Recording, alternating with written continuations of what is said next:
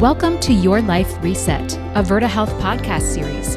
I'm your host, Teresa Link, and in this series, we'll hear from people on their Virta journey, the wins, failures, moments of adversity, and moments of joy they're experiencing along the way. So sit back, relax, and listen as we unwrap the truly human experience of Virta. Hey there, listeners. It's Teresa Link, and welcome to another episode of Your Life Reset. Joining me today is Virta clinician Shane Anderson. From the halls of Duke to the front lines of diabetes reversal, he's embraced a more holistic approach that ultimately led him to Virta. We'll explore what it really means to guide people through confusing health advice, especially when it comes to food.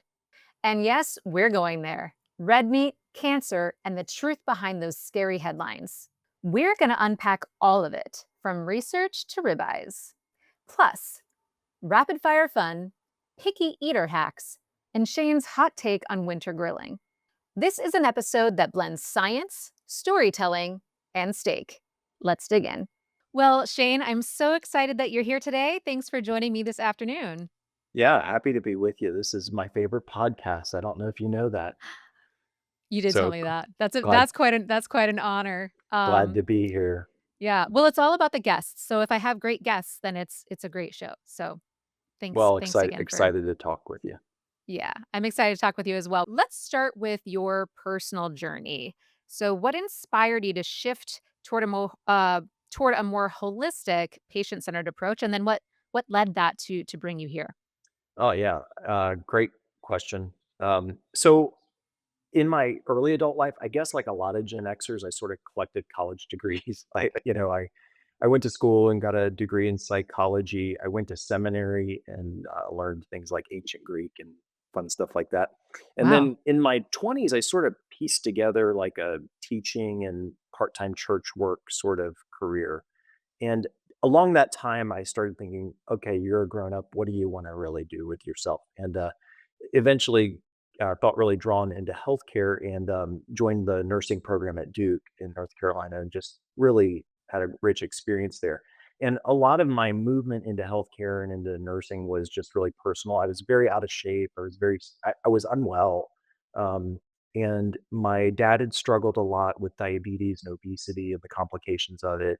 In his 40s, went blind, and is he's still with us, a wonderful dad, and but he's disabled from the side effects of macrovascular side effects of diabetes. And at Duke, I had some really influential professors, just people that like poured into my life, and I could really partner with people versus sort of healthcare being about taking over people's lives. Instead, just respecting and understanding and walking alongside. And I became a nurse practitioner, in time, and then I was in a busy family med clinic for a hospital system and tried to stay true to all these things I really cared about, in life. I ended up at Verta by the end of the story, which isn't over yet, but um, it really for me, what I became committed to was a process of lifelong learning myself about human wellness and then learning with my patients about that and then helping them become students of their own well-being and developing even my own like holistic framework by which I thought of health problems or goals. And I think honestly, a huge part of that is what we're talking about today. It's helping people navigate a lot of confusing and conflicting information. If there's an expertise I need to bring to the table, it's partly that. It's helping interpret what they're hearing, and experiencing and helping point them again toward their own well-being. Absolutely. Well, you have quite the pedigree, lots of talents that you Lots of can stuff. lots of stuff, yeah, that you can bring multi-talented, and I'm sure that well, Some we're people very call that lucky to have you. distracted, Teresa. They call it distracted. Well, you call it one person calls Holistic. it distracted, another person calls it it took them 7 years in college. Uh But, it brings you to where you are today, right? How can clinicians like you really help cut through the noise for so many people that are confused by all of these different messages they're just bombarded with on a daily basis, specifically around, health? Yeah, I it it may come as a shock to some of our listeners, or they've already, kind of switched to this opinion, but many clinicians know very little about human well-being and about how to get people healthy. It's not what they're educated in, and it's not their focus. And in fact, a lot of the ways we even help people are based on things we've just memorized and been told are true, and we just repeat them over and over. Well, the danger is when that's not true. It doesn't actually help people. And so many of the things we do in healthcare harm people. And we learn about it later, as we study and we break through the noise that's in healthcare. And so clinicians have this, struggle also, and I think, part of it philosophically is we need to be learners. We need to always be learners, always be curious, but also really respectful of human experience.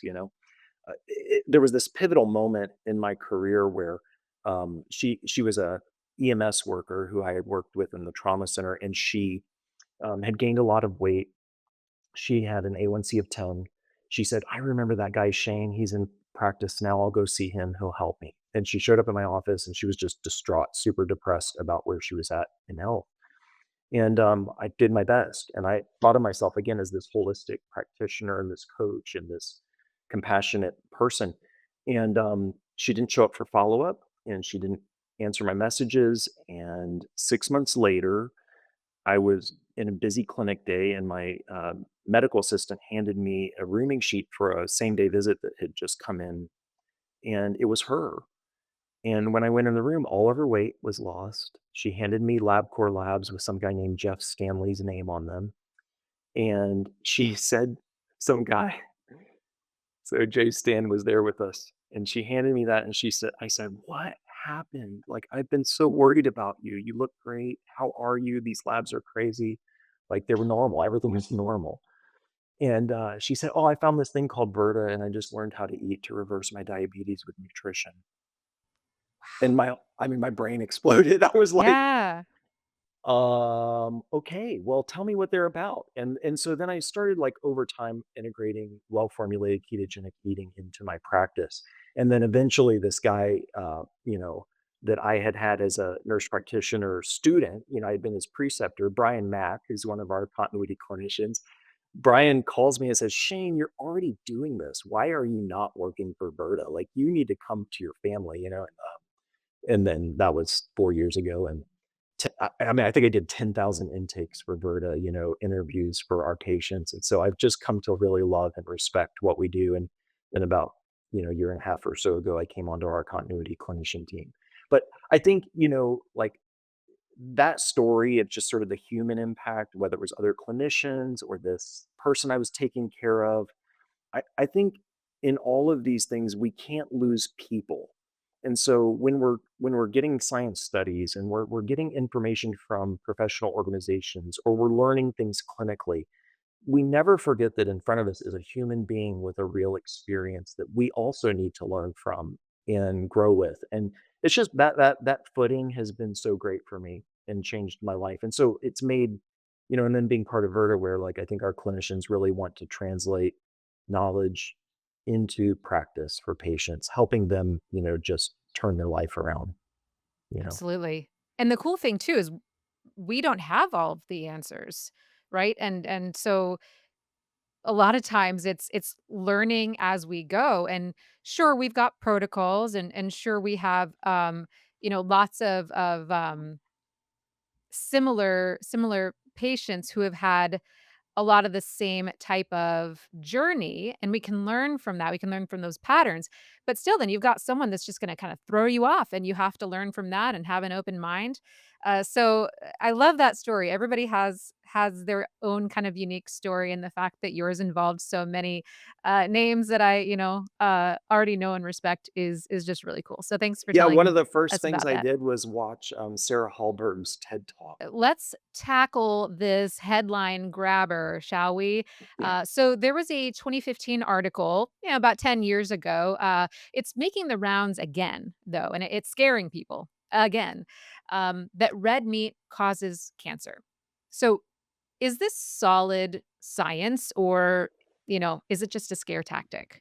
Yeah, great question. Isn't it amazing how these things come back around, whether they deserve to or not? And that's one of the lessons as we talk through the science around beef and cancer, or red meat, and processed meat and cancer. There's an organization called the IARC. It's the International Organization for Researching Cancer, and it's part of the World Health Organization cluster of work done internationally to help people. They threw this report out there that puts processed meat, so meat from mammals of any type that has been gone through any process, including something as benign as like smoking or adding salt, all the way down to like extruded bologna product that like who knows what's in it. They put this report out about eating processed meat at above, like a couple ounces a day raises your risk of colon cancer by 18% based on studies that don't prove that. And that's the way it was really reported. And and again, they put it in the same category as like, talking about something like tobacco. They said processed meat causes cancer, tobacco causes cancer. And so we're looking at something like tobacco, where they say tobacco is a carcinogen. Well, it raises your risk of cancer by 2000%. Whereas in their funny math, which we'll get to later, but I mean, these aren't on the same universe. But of Yeah. course, the medical media picks this up. And that gets to your question, is this a scare tactic or solid science? And I think when we're talking about the way the relative risk was reported, it's a scare tactic. And not I'm not claiming that on behalf of the people who did their initial studies. I'm just saying the way it gets rolled out is be scared. Yes. Cigarettes cause cancer, beef does too. Like that's the way it's sort of played out. Yeah. That is very scary. And I recall something similar happened with red meat and dementia, study Yes. that was released not terribly long ago. I brought in Dr. Sodikoff to talk about that, and he went through and, all the headlines and thought it's so easy to just grab one thing from a headline or from a study and just completely extrapolate that into something that's terrifying. And Yeah. so, but again, that's what, the headlines get people reading, sell the news, Exactly. right? And maybe I can bring it down a little more simply that like we're talking about what was claimed in this study is an 18% relative risk increase. So that means if you're in your lifetime, your normal risk of getting colon cancer is, and it's about like 4.3 people out of 100 will get colon cancer in their lifetime. What this study claims, which again, I'm not a huge fan of the logic to get here, but what it claimed was that you would have an 18% increase in the risk. So most people do the math and they're thinking, oh, now I have a 20 something percent risk, right? Yeah. Because I 18 percentage points, right? No, that's not what's being said. What's being said is you go from 4.3 people out of 100 getting colon cancer. And if you eat a lot of processed meat, not whole red meat, they claim, they said then 5.1 people out of 100 get colon cancer. And so we're talking about relative risk change that they're claiming in that study, which again, I think is quite a claim. When you listen to the critics of that study, they make a point that 800 studies were reviewed in a matter of a couple of days by a group of 22 people, and out of these 800 studies, all but 14 were just cut and left on the table, and we have no description of why they weren't looked at. The 14 studies that were included, all of them were observational. None of them were rigorous scientific studies. They were observational studies. And then the craziest part of this is over half of those studies that were used showed no cause to think meat caused any kind of cancer in people. And then of the percentage that did have some signal that maybe that should be looked at, none of them, except one, were statistically valid. None. And the one that was statistically valid was, and this is, are you up for this? This is a crazy story. So, I'm up for it. okay. I'm up The for it. the one that was statistically valid was the well-known Loma Linda study that was done among a religious population of Seventh-day Adventists who, as a matter of religion, the vast majority of them practice vegetarian eating. And so what they found was when you looked at this group, the people in this group that ate meat had this higher rate of colon cancer. But what this is like a very classic example of what we call the healthy user bias. So you have a religious community of lovely people, and they are. You have this religious community of lovely people, and the people who follow the tenets of the religion, like, don't get in bar fights, you know, don't use street drugs, try to limit, Just so basic things, right, being a like, good person. yeah, so it's the healthy user, right? It's the person who listens to advice and does it. They don't eat meat. And so they're not drinkers, they're not smokers, they're not partying on the weekends. Like, I'm not, you know, degrading anyone. I'm just saying this is a different group of humans than the mainstream population. And in this group, if you ate meat, you had this higher rate of colon cancer, but you also had a higher rate of smoking, drinking, and we call this the unhealthy user bias. The rebellious are the ones eating meat. So you have to extrapolate from that that this is a pretty biased study, right? You would want to look at other populations where red meat is not a sign of overall personality or lifestyle, but Right. red meat is just part of, the diet. And so this is the study. You get to the end of 800 studies, and you have this one like highly biased study And that's that's the that's one that captures the headlines, right? right. Yeah, Yeah. exactly. Eat meat and you get cancer. And yeah, it's so people who avoid red meat for health reasons, they do other healthy things. And you're going to see this in all the studies. Like, if you're told it's healthy not to eat red meat, you probably are a person who also knows it's healthy to exercise. It's healthy not to smoke. It's healthy to get sleep. It's healthy to, keep your relationships intact. It's healthy to get some sunshine. Like, you're doing healthy things that will affect the outcomes of these studies. Super quick science break. You mentioned confounders. What are those? And how do those kind of specifically potentially mess up research results? You're asking someone to recall what they eat and then saying, "Have you ever had cancer of the colon?" You just and Teresa, you've worked with a lot of patients as I have. How good are patients at recalling what they eat when they didn't write it down while they were doing it? Well, they All the can't usually tell me what they had for breakfast, let alone why they walked into a room. "Oh, sure. 20 years ago, I I was eating ate lots of blueberries. broccoli X number of times a week, or I drank X number of glasses of wine." Yeah. Yeah, it's so The I mean, you the other can't the other remember that stuff. Yeah, you can't. There's no way. And the other thing, Teresa, is like this is observational. It's like saying, I sell lots of ice cream on days I wear sunglasses. And us saying sunglasses cause ice cream sales. And then you go to Walmart and all the cashiers have sunglasses on inside of the building. Mhm. You'd go like, this makes no sense, right? Like that's not the connection. But observational studies can, in our mind, imply a causative connection. Like eating meat equals, and Right. and so they're just weak for what they're being used for in the media or in these sound bites or to recommend changes, in diet. And this is a way of describing those things that muddy the water, right? The smoking, the unhealthy lifestyle features that may accompany people who have been told it's unhealthy to eat red meat, and they just add red meat to their cigarettes, to their french fries, to their, sodas, sugary sodas, because they don't care about that sort of stuff, right? And then Right. it confounds the data. I mean, really, we could take any of those variables and say it causes cancer, right? Why I mean, so red meat could be guilty by association, as you could say, partying on the weekends, or dating someone who's a smoker. All of these things could be the cause, but we're honing in on red meat in this particular situation, and in a lot of uh studies as well. What they say is that the evidence against red meat, or the evidence saying red meat or processed meat, which are two really different things, but again, exist kind of on a spectrum. Right. Um, Super quick. yeah, Let's assume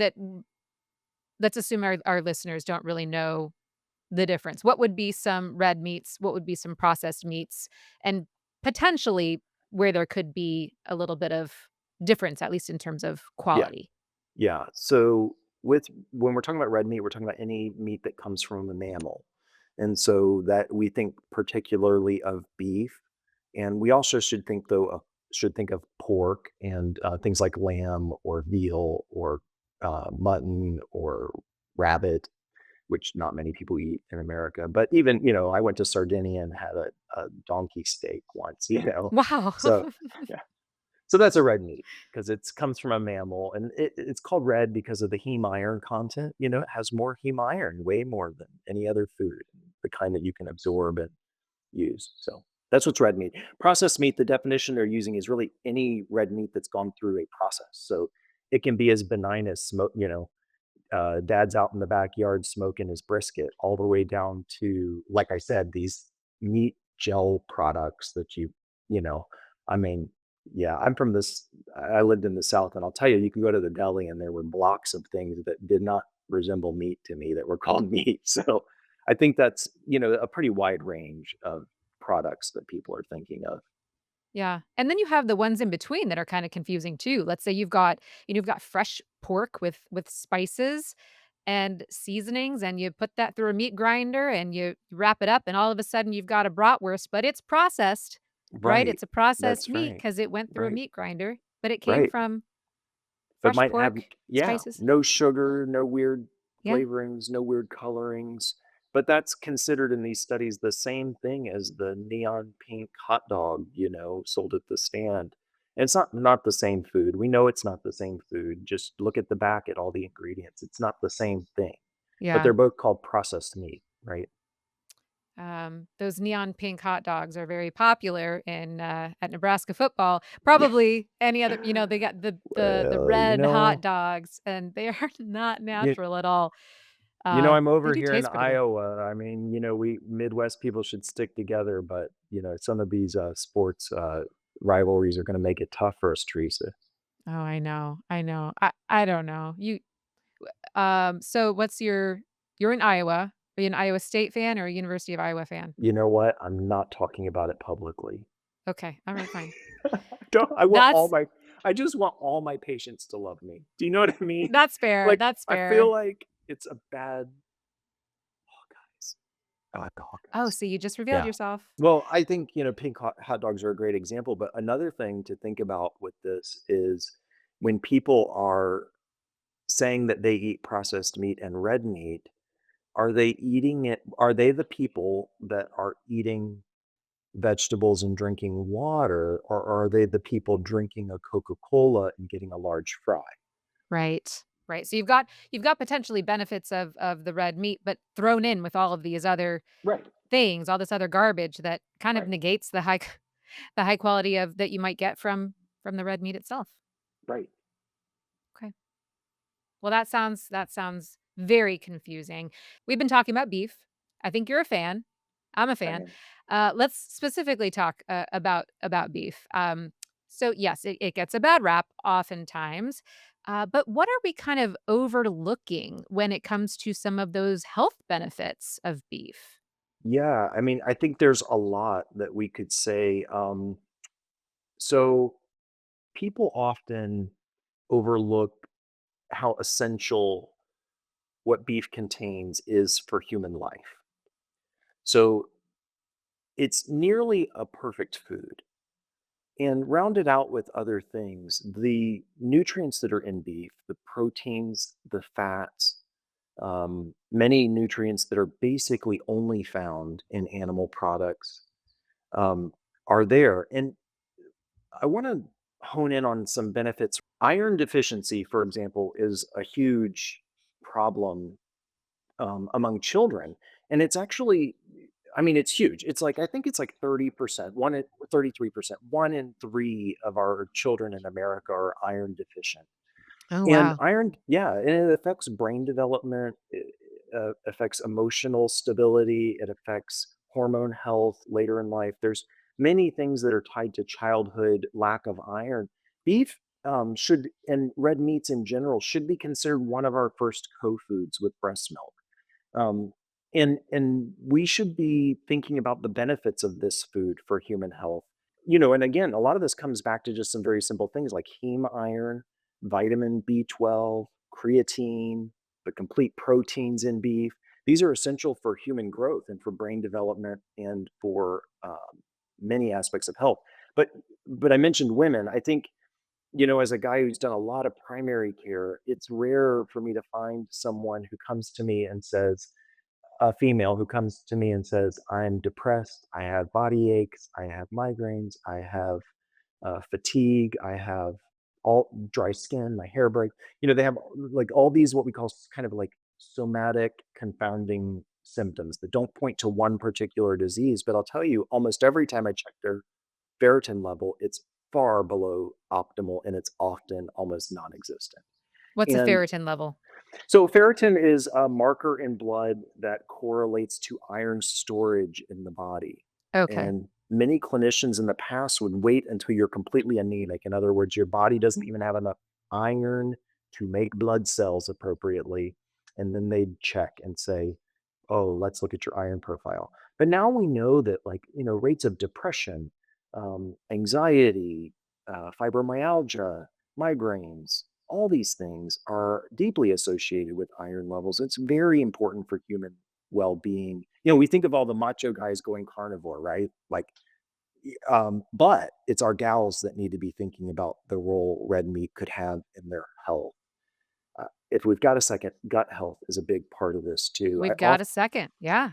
Let's Teresa, go. how often did you have patients, or do you have patients that'll say, I have this like terribly irritated stomach. You know what I really need to eat is banana, rice, applesauce, and toast.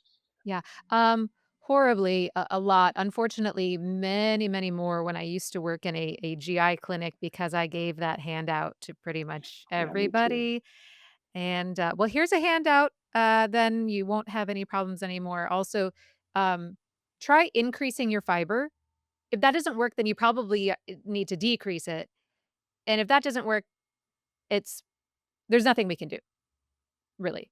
So I recall that quite a bit, and I have a lot of remorse for those years. Yeah, me But too. I mean, I'm even now, learning still, but what I'm saying is, I think nutritionally, metabolically, you look across the domains of health, you really have a tough time beating red meat. so you talked about B12, iron, lots of other nutrients, how basically beef is like this perfect food, but it's also delicious, something I hear you talk Yeah, about all the time, satiety, right. and it's just, oh, you love it. I love it. It's I mean, delicious. but this is part of the whole thing. I mean, like, I could drill in a little more on nutrients like creatine for like mental health and uh, muscle recovery, collagen to keep your skin good and your joints good and tendons. I mean, there's a lot of nutritional things, but a big part of human wellness is joy. I mean, it is literally just having joy in your life, having moments of happiness. And there is nothing better than beef. It's literally delicious. Yeah, beef is my self-care. Yeah. Right? It's this jo you said it's joyful. So yes, my self-care is after a long day, a juicy cheeseburger without the bun. It's funny, sometimes I'll go to restaurants and I'll order a cheeseburger and, um, usually a side salad or like a side of some other vegetable. So before I spiral into, a cheeseburger fantasy here, let's talk more about health, in this case, public health. So tell us what happens to public health when our overall rate of red meat declines, when we start to see that red meat disappearing from our plates over decades. Well, we mentioned beef really packs a nutritional punch. I mean, you get zinc, you get vitamin B12, you're going to get 7 times more heme iron in a serving of beef than you are going to get in chicken. We've been saying, "Oh, white, only white meat," and I am not against chicken. I love chicken, but what I'm saying is, like, when we have a epidemic of iron deficiency, that's a pretty that's a missing part of people's diets. They need to attend to this. You get 7 times more in beef. When I was a kid, everyone that wanted to be healthy was told, "If you're gonna eat meat, only eat white meat," right? Right. And avoid things like egg yolks. Thankfully, the FDA told us this year we're allowed to call eggs healthy again. Since the '70s, red meat consumption has dropped almost 30% in the United States. And yet, during that time, we have seen an epidemic of obesity, diabetes, depression, mental health problems, chronic fatigue, colon cancer is much worse now, mental health disorders, um, cancers of all sorts. So, if beef was the problem and we're down 30%, shouldn't we see an improvement in human health as Americans have followed this advice to get rid of red meat? And instead, what we see is really an epidemic of some pretty serious problems. Can we talk about, mental health specifically? You brought that one up, and I know that's a not a hot topic, but it's a lot of people are really, really struggling with this. How does red meat support the brain? Yeah, and this correlation of the rise of mental health problems or these other things with beef decrease isn't proving causation, but it should cause us to pause and maybe ask the questions. That's what correlational data should do, or observational data should do, is ask some questions. And I know you had her on the podcast, I think, before, Dr. Georgia Eid, on Your Life Reset. Not yet. Okay, so But I need to Georgia, change if you're it. watching, I'm Yeah. coming after you. Okay. I've heard a lot of podcasts with her on it. Dr. Georgia Eid is someone who our listeners need to get acquainted with, and I think we should have her on Your Life Reset, Teresa, don't you? I do. I do. Yeah, I think we gotta Yes. get her on here. So, Yes. her chapter in her book called "Change Your Diet, Change Your Mind," her chapter on meat is was highly influential in my thinking. And she is a Harvard-trained psychiatrist. She specializes in nutritional psychiatry, in helping people with mental health concerns to turn those concerns around using nutrition. And she specifically ends up highlighting the role that animal-based nutrition has in mental well-being. And it's not just down around these essential nutrients, which are essential for mental well-being, okay? So iron, vitamin B12, zinc, choline, omega-3 fatty acids, the things we've been talking about. It's also about their bioavailability in those foods. So when you eat animal-based products like eggs or red meat, your body can absorb those things and actually use them in ways that it isn't the same taking a supplement or trying to fortify other foods. And what she shows is that diets that are low in those nutrients, particularly plant-based diets, okay, and I don't say that to step on toes here, but I just say it to say what she's been learning as she's been trying to help people around these topics, that these can impair the synthesis of chemicals that are very important to brain health. So serotonin, dopamine, GABA, and they can that sort of eating can lead to anxiety, depression, fatigue, brain fog, which makes mental illness far worse. So even where um, it's not the cause of a person's problems, these nutritional things certainly add to the problem. Beyond this, though, and we know this from our children, I mean, glucose and insulin instability is a mood altering reality. Grandma was right. You give those kids a bunch of sugar, they're going to be bouncing off the walls and then they're going to crash and be crying, right? Mhm. Well, we've been doing this to generations now of people and to ourselves, and wondering why our mental well-being has declined.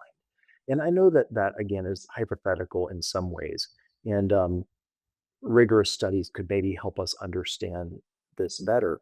But the other anecdotal side that makes me tell people they should try this and think about it is what we see at Virta and what I see in practice. Many people have significant emotional health improvements when they're firmly in ketosis and live there. Yeah.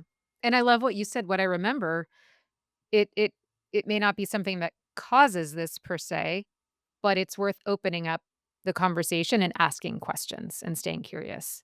Right, because we Yeah. don't say we don't put the same skepticism around something like going on a walk every day. We know that Right. that's dramatically beneficial for mental health, right? We Mhm. don't have to say, well, we have to prove that it, you know, no, we just know that it helps many people who are suffering in these ways to have regular physical activity. Well, I would say it's the same way with increasing the amount of animal-based protein compared to the typical standard American diet, All especially in right. the place of sugar and starches. I promised our audience, some rapid fire fun. So here we go. Are you ready for just I some am rapid so okay. up for this. Wow, this All is right, here we super go. fun. Oh, we know you love beef. So what's your favorite cut? Ribeye for sure. Ribeye, Ribeye. the fattiness, just All so right. yummy. Yeah. Okay. All right. Quick go-to meal, after a long day that includes beef, of course. I'm gonna go with my wife Georgie's, egg roll in a bowl. So you take some beef, Ooh. you add some 5 spice, salt, pepper, and then so just ground beef burger, and then cabbage and ginger, and you serve it in a big bowl. Yeah, yeah, I'm gonna try it, I'll try it next week. I've got beef lined up for every night this week. I don't. I've got some pork as well. All right, moving on. Best budget-friendly way to get high quality meat. Um, buy a cow from a Sure. farmer or a meat locker, and, in Nebraska and Iowa, that's readily accessible, but it is It's a quite great way to common. do it. It's Drop it quite in the common. deep freezer, right? And you can share it. You can share it with That's right. friends. Yeah, we bought a Yep, quarter cow one time and we yep, shared it with some friends. Had cuts of beef for forever. Yeah, it yep. was great. Most underrated nutrient in beef. We talked about a lot of those nutrients. What's the most underrated one? Oh, I think iron. I sound like a beating a drum, but we need it. So, yeah, heme iron. All right. Moving on. My daughter, she's 5. She's like any 5-year-old, fairly picky with her food. So what's a great way to kind of address this picky eating um, when you're hesitant about red meat? Not just children, but really all of us. Hamburger. I mean, honestly, like, who doesn't love hamburger? Yeah, my daughter will have taco beef just about any night of the week. So we always have a big thing of yeah, a big thing of ground beef and make sure that we've got some that we can just kinda cut right off for her or defrost, and then we make I want taco beef, which And a I love. great way to prep in advance, right? Like, you can Yeah, cook a large amount, you can put them in sealable bags in the fridge, yeah, pull it out to warm up for meals, you yep. know, She lot you just can eats it do. right out of the bowl. She just wants a bowl taco beef and cheese, and, I'm like, "Here you go." Tell And her she'll Shane just is super proud of her, and I oh, think I it's great. will. Yeah, I will. Yeah, and also, you can't forget, like, you've got the shredded cheese and just you gotta eat it out of the bag yeah, while that's you're right. making it, that's just the way you gotta do it. Fantastic, yeah. What a life we Um, get. yeah, exactly. Now, beef liver, yes or no? Oh, for it. Nature's vitamin. Yeah, yeah. You're for it. Do you like it? Oh, I love it. Oh, Yeah, great. even better is rabbit liver. I Oh, know that sounds but it's the best. It's soft, it's delicious, it's mild, it's great.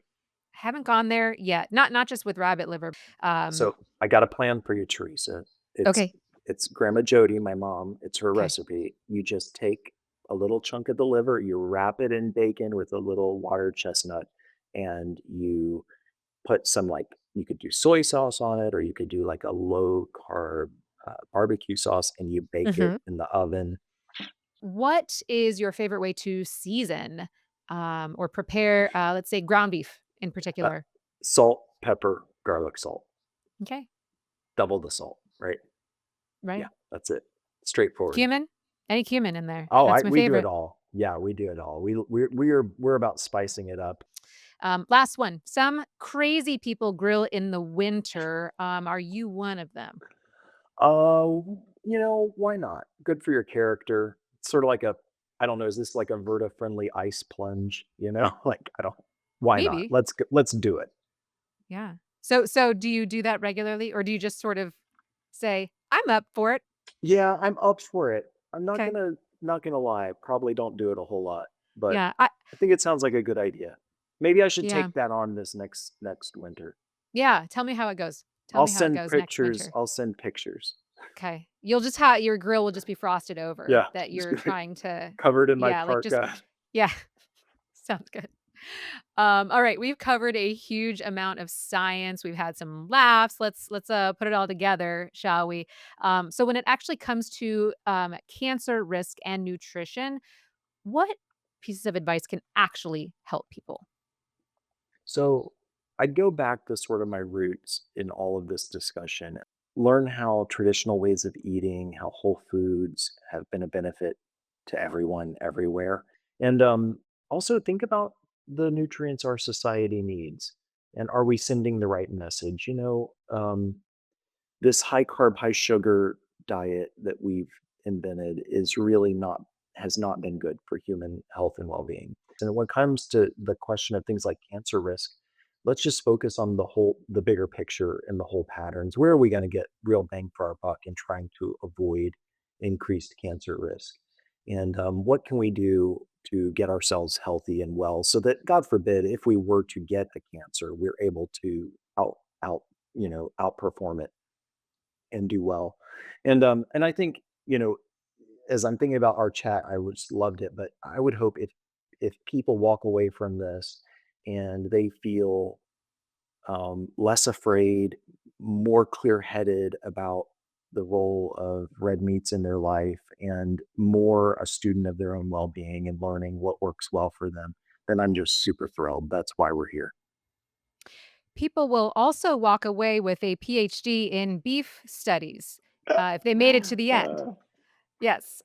So thank you so much, Shane, for joining us today. I can't wait to have you back on to help us unravel the next headline. So thank you so much again. I hope you have a yeah, great rest of your lots of summer. fun. Thanks. Enjoyed it. You too. If you enjoyed this episode, be sure to subscribe and leave us a review on Apple or Spotify. And if you'd like to regain control of your metabolic health and feel like yourself again, check us out at Virta.com. That's VIRTA.com. Your Life Reset is for informational purposes only and shouldn't be considered a substitute for professional medical advice, diagnosis, or treatment. Contact your provider if you suspect you have a medical problem. I'll chat with you all again soon. Until then, stay inspired, my friends.